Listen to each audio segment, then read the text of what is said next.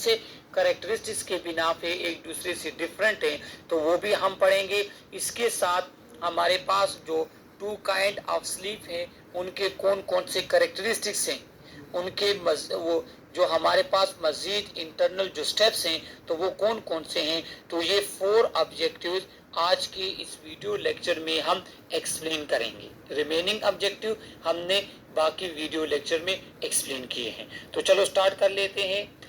तो सबसे पहले हमारे पास डिफिनीशंस हैं, लेकिन ये स्टार्ट करने से पहले मैं आपको बता दूं कि रेस्ट और स्लीप इन दोनों में फ़र्क क्या है।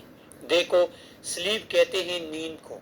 जब एक बंदा आंखें बंद कर लेता है और सो जाता है, लेट कर वो सो जाता है, तो हम कहते हैं कि ये बंदा स्लीप में है।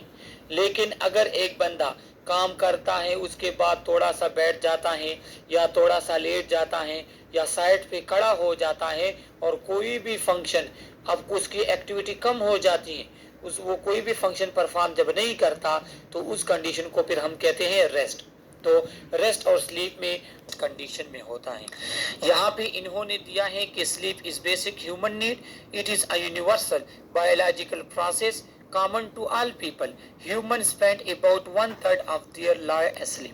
तो क्या है कि स्लीप जो है, नींद, ये हमारे पास एक बेसिक ह्यूमन नीड है।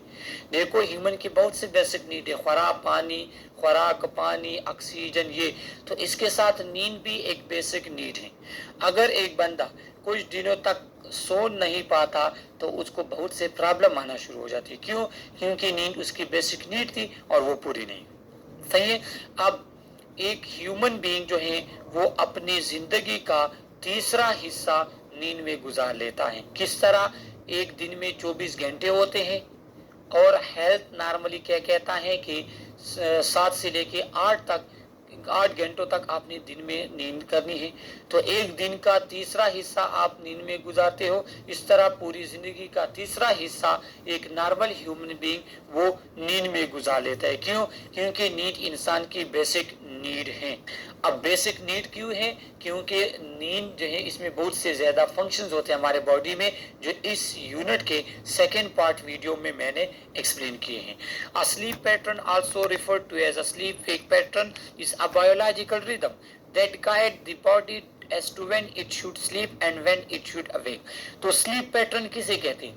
ये एक बायोलॉजिकल रिदम है कि ये एक पूरा सेटअप है, एक स्केड्यूल है, एक टाइम टेबल है जो आपको बताता है कि अभी आपको सोना चाहिए, अभी आपको उठना चाहिए।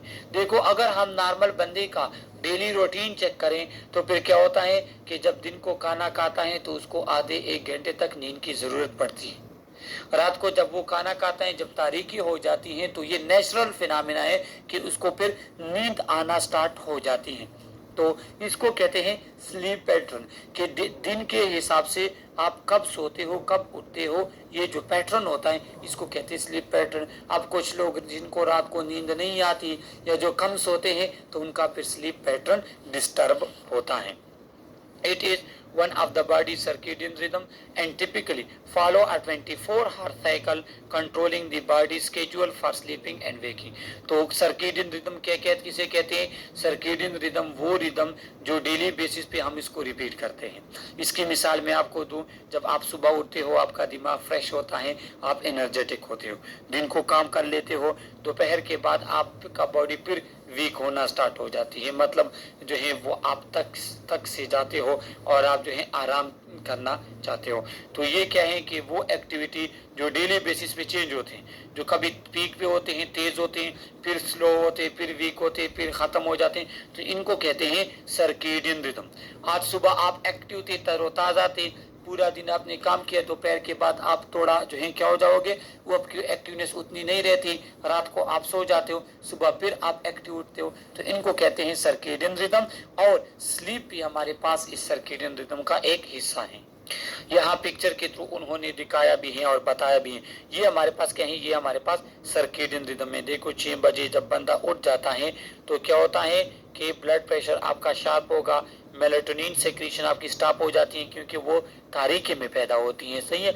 मेलानिन पिगमेंट, मेलाटोनिन, ये पिगमेंट क्या होते हैं? ये हमारे उसको स्किन हेयर को ये कलर देता है। इसके बाद बावल मूवमेंट जो है वो स्टार्ट होती है, आपका टेस्टोस्टेरोन जो हार्मोन होता है वो पीक पे होता है, आप हाईली अलर्ट होते हैं।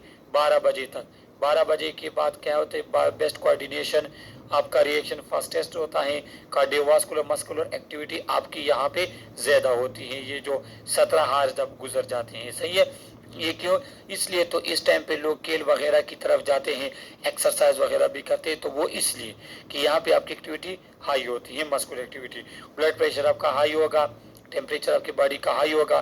फिर देखो यहाँ तारीख की तरफ आते हैं, देखो 21 का मतलब क्या है, ये तकरीबन रात के 9 बजे बनाते हैं, तो 9 बजे फिर मेलाटोनिन की सेक्रीशन स्टार्ट हो जाती है, बाउल मूवमेंट सप्रेस हो जाती है, माइंड आपका रिलैक्स हो जाता है और आप सो जाते हैं। तो ये क्या होता है, तो ये पूरे जो 24 हार्स का ये जो स्केड्यूल है, इसको कहते हैं सर्केडियन रिथम, और हमारी नींद भी इस तरह एक स्केड्यूल के मुताबिक होती है।